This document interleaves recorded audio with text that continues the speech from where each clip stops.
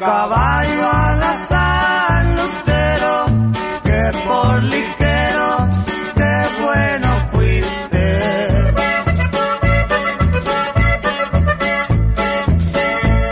Ganaste muchas carreras, yo bien recuerdo, nunca perdiste.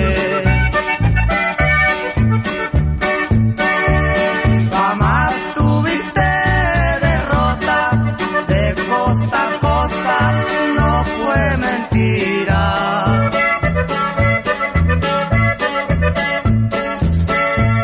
Hasta que llegó esa yegua, por quien perdieras hasta la vida.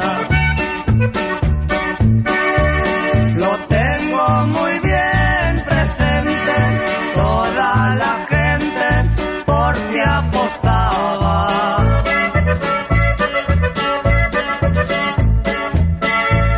Y tu dueño muy seguro, su gran fortuna se la jugaba.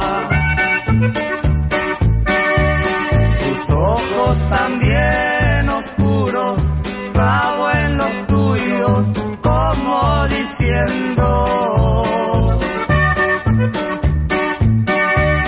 en esas 500 varas tú la dejaras llegar primero.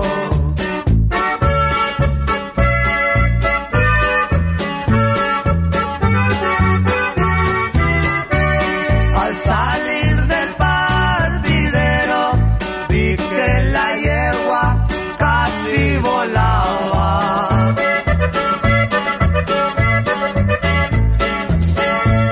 Y tú sin correr violento, dándole tiempo a que te ganara.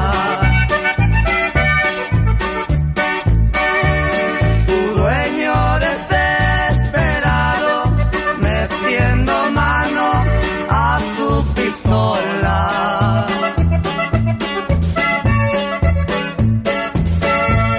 Ya todo me lo han ganado, este caballo solo me estorba.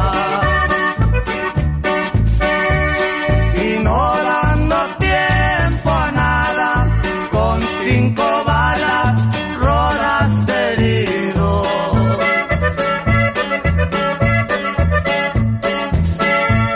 Caíste junto a la yegua, tú que por ella habías perdido.